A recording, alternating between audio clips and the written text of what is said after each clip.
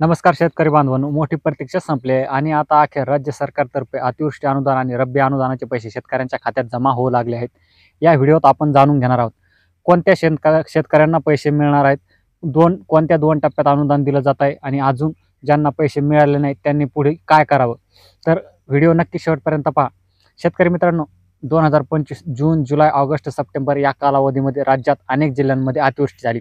यामुळे मोठ्या प्रमाणावर पिकांचं नुकसान झालं आणि शेतकऱ्यांना झालेल्या नुकसान भरपाईची अपेक्षा होती. राज्य सरकारने या नुकसान भरपाईसाठी तब्बल 31,000 कोटी रुपयांचं पॅकेज जाहीर केलं होतं.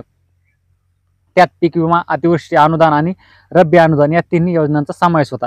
दिवाळीपूर्वी हे पैसे शेतकऱ्यांच्या खात्यात जमा होतील असं सांगण्यात आलं होतं, पण काही प्रशासकीय व राजकीय कारणांमुळे त्यात विलंब झाला आणि आता शेवटी 4 नोव्हेंबरपासून राज्यभरातील जवळपास सर्वच जिल्ह्यांसाठी निधी वितरणाची मंजुरी मिळाल्यानंतर अनुदानाचे थेट वितरण सुरू झाले आहे. हे अनुदान 2 टप्प्यात दिलं जात आहे. पहिला टप्पा ज्यांचे फार्मर आयडी बनलेले आहेत आणि मंजूर झालेले आहेत, तसेच ज्यांना यापूर्वी अतिवृष्टी अनुदान मंजूर झालं आहे अशा शेतकऱ्यांना त्यांच्या खात्यामध्ये थेट पैसे आधार लिंक बँक खात्यामध्ये जमा होत आहे. राज्यभर ही प्रक्रिया वेगाने सुरू आहे आणि पुढील 8 ते 15 दिवसांमध्ये पहिल्या टप्प्यातील सर्व पात्र शेतकऱ्यांना हे पैसे मिळण्याची शक्यता आहे. आता दुसरा टप्पा, या टप्प्यात त्या शेतकऱ्यांचा समावेश आहे ज्यांचे फार्मर आयडी अजून बनलेले नाहीत किंवा अप्रूव्ह झालेले नाहीत, तसेच सामायिक क्षेत्र असलेले शेतकरी आणि मयत वारसदार म्हणजे मूळ शेतकरीचे निधन पावलेले त्यांचे वारसदार या सर्व शेतकऱ्यांनी आवश्यक कागदपत्रे, वारस बॉन्ड आणि नोंदी पूर्ण केल्या असल्यास त्यांना दुसऱ्या टप्प्यात अनुदान दिलं जाणार आहे.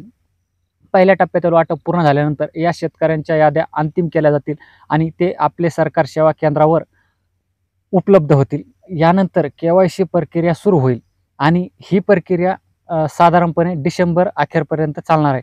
सध्या सर्वात महत्त्वाची गोष्ट म्हणजे जर तुम्ही फार्मर आयडी बनवलेलं नसेल तर लगेच बनवून घ्या, कारण फार्मर आयडी असलेल्या शेतकऱ्यांना कोणतीही स्वतंत्र KYC प्रक्रिया न करता देखील थेट अनुदान दिलं जातं. म्हणजेच तुम्ही वेळेत आयडी बनवल्यास तुमचं नाव थेट पहिल्या टप्प्यात येऊ शकतं. फार्मर आयडी बनवण्यासाठी तुमचं आधार कार्ड, 7/12, बँक पासबुक व शेतीचा तपशील आवश्यक आहे. हे काम आपले सरकार सेवा केंद्रावर किंवा महसूल खात्याच्या अधिकृत पोर्टलवर करता येतं. म्हणून शेतकऱ्यांनी आपल्या खात्यात पैसे आलेत काही तपासा आणि जर अजून आले नाहीत तर काळजी करू नका, तुमचं नाव पुढील यादीमध्ये असण्याची शक्यता आहे. राज्य सरकारने जाहीर केलेला निधी सर्व जिल्ह्यांना पोहोचला आहे. आता केवळ तांत्रिक प्रक्रिया आणि खात्रीकरण व्हेरिफिकेशन सुरू आहे. तर मित्रांनो, ही होती संपूर्ण माहिती अतिवृष्टी आणि रब्बी अनुदानाच्या वितरण प्रक्रियेविषयी. तुम्हाला हा व्हिडिओ माहितीपूर्ण वाटला असेल तर लाईक करा, शेतकरी मित्रांपर्यंत पोहोचवा आणि अशाच अपडेटसाठी गायकवाड कॉर्नर चॅनेलला सबस्क्राईब करायला विसरू नका.